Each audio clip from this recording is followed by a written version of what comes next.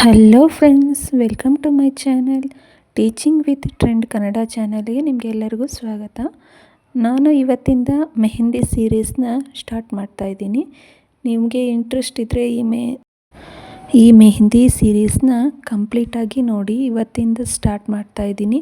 ಯಾರಾದರೂ ಕಲಿಬೇಕು ಅಂತ ಇಂಟ್ರೆಸ್ಟ್ ಇರೋರು ಇದನ್ನು ನೀವು ಸ್ವಲ್ಪ ವಿಡಿಯೋ ಸ್ವಲ್ಪ ಸ್ಪೀಡಾಗಿದೆ, ನೀವು ಇದನ್ನು ಸ್ಲೋ ಆಗಿ ನಿಮ್ಮ ಮೊಬೈಲ್ನಲ್ಲಿ ಅಡ್ಜಸ್ಟ್ಮೆಂಟ್ ಮಾಡ್ಕೋಬೋದು. ಸೆಟ್ಟಿಂಗಲ್ಲಿ ವಿಡಿಯೋ ಮೇಲೆ ಸೆಟ್ಟಿಂಗ್ ಅಂತ ಇರುತ್ತೆ, ಅದರ ಮೇಲೆ ಟ್ಯಾಪ್ ಮಾಡಿದ್ರೆ ಸೆಟ್ಟಿಂಗ್ ಅಂತ ತೋರಿಸುತ್ತೆ. ಆ ಸೆಟ್ಟಿಂಗಲ್ಲಿ ನೀವು ವಿಡಿಯೋನ ಸ್ಲೋ ಮಾಡಿ ಕೂಡ ನೋಡ್ಕೋಬೋದು ಕಲಿಯೋರು.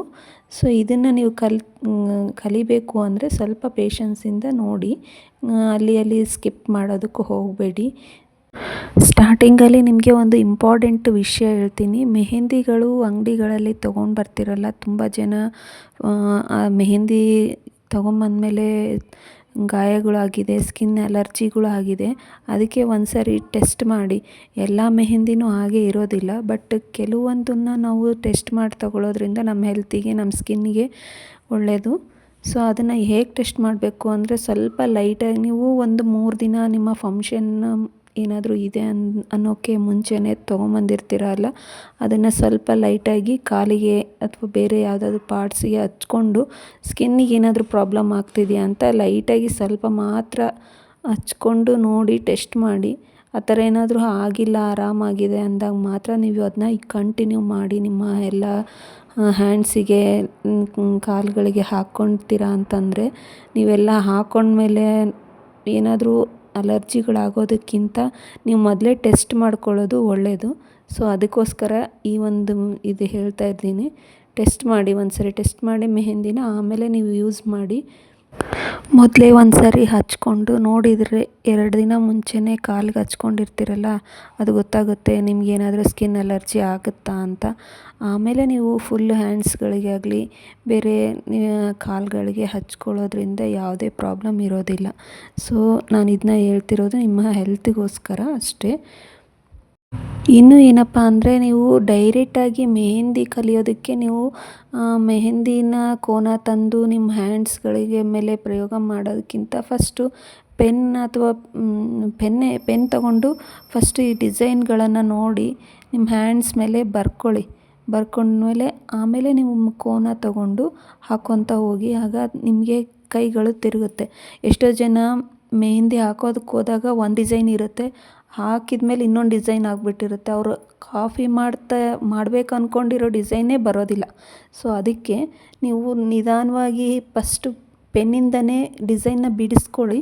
ಅದಾದಮೇಲೆ ನೀವು ಇನ್ನು ಸ್ಟಾರ್ಟಿಂಗಲ್ಲಿ ಮಾಡ್ಕೊಳ್ಳೋದ್ರಿಂದ ನಿಮಗೆ ಡಿಸೈನ್ ಕೂಡ ತುಂಬ ಚೆನ್ನಾಗಿ ಬರುತ್ತೆ. ನಮ್ಮದೇ ಏನಾದರೂ ಒಂದು ಫಂಕ್ಷನ್ ಇದೆ ಅಂದರೆ ಸ್ಪೆಷಾಲಿಟಿ ಏನಂದರೆ ಇದರಲ್ಲಿ ಮೆಹಂದಿನೇ ಹೆಣ್ಮಕ್ಳಿಗೆ. ಸೊ ಮೆಹಂದಿ ಚೆನ್ನಾಗಿ ಹಾಕ್ಸ್ಕೊಂಡಿದ್ರೆ ಅದೊಂಥರ ಖುಷಿನೇ ಬೇರೆ. ಅದಕ್ಕೋಸ್ಕರ ನೀವು ಮೆಹಂದಿನ ಕಲಿಬೇಕು ಅಂದರೆ ಏನು ತುಂಬ ಜಾಸ್ತಿ ಏನು ಟೆನ್ಷನ್ ಮಾಡ್ಕೊಳ್ಳೋ ಅವಶ್ಯಕತೆ ಇಲ್ಲ, ಸ್ವಲ್ಪ ಪ್ರಾಕ್ಟೀಸ್ ಬೇಕು. ಸೊ ಅದ ಡಿಸೈನ್ಸ್ಗಳನ್ನು ನೋಡೋದ್ರಿಂದ, ನೀವು ಪೆನ್ನಿಂದನೇ ಫಸ್ಟ್ ಬರ್ಕೊಳ್ಳೋದ್ರಿಂದ, ಅದಾದಮೇಲೆ ಕೋನದಿಂದ ಬಿಡಿಸ್ಕೊಳ್ಳೋದ್ರಿಂದ ನಿಮಗೆ ಅದು ಈಸಿ ಅನಿಸುತ್ತೆ, ನೋಡೋಕ್ಕೂ ಚೆನ್ನಾಗಿ ಬಂದಿರುತ್ತೆ. ತುಂಬ ಜನಕ್ಕೆ ಮೆಹಂದಿ ಹಾಕೋಕ್ಕೆ ತುಂಬ ಇಂಟ್ರೆಸ್ಟ್ ಇರುತ್ತೆ, ಆದರೆ ಅದು ಅಷ್ಟೊಂದು ನೀಟಾಗಿ ಬರೋದಿಲ್ಲ. ಸೊ ಅದು ಯಾಕಂದರೆ ಅದ್ರ ಪ್ರಾಕ್ಟೀಸ್ ಇರೋದಿಲ್ಲ. ಒಂದೊಂದು ರಂಗೋಲಿ ಹಾಕೋರಿಗೆ ಸ್ವಲ್ಪ ಚೆನ್ನಾಗೇ ಬರುತ್ತೆ. ಆಲ್ಮೋಸ್ಟ್ ಅವರಿಗೆ ಹ್ಯಾಂಡ್ಸ್ನ ಯಾವ ಥರ ತಿರುಗಿಸ್ಬೇಕು ಅನ್ನೋದು ನಾಲೆಡ್ಜ್ ಇರುತ್ತೆ. ಅದು ತುಂಬ ಈಸಿ ಕೂಡ ಆಗುತ್ತೆ ಅವರಿಗೆ. ಅಷ್ಟೊಂದೇನು ಖರಾಬಾಗಿರೋದಿಲ್ಲ ಅಷ್ಟು ಡಿಸೈನು.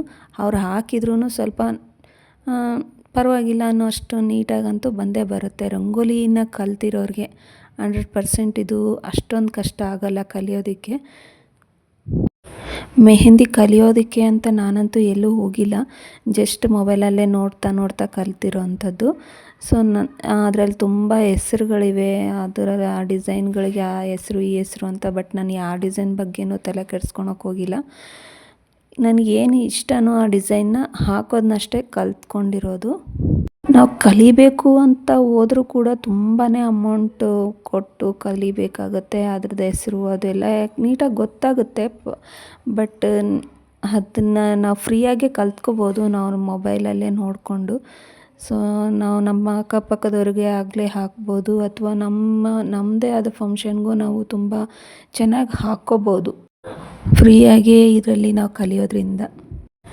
ಈಗಂತೂ ಮೆಹಂದಿಗಳ ಹಾಕೋರಂತೂ ತುಂಬಾ ರೇಟ್ ಮಾಡ್ತಾರೆ, ರೇಟ್ ಕೊಟ್ಟು ಹಾಕಿಸ್ಕೋಬೇಕು ಅವರಿಗೆ.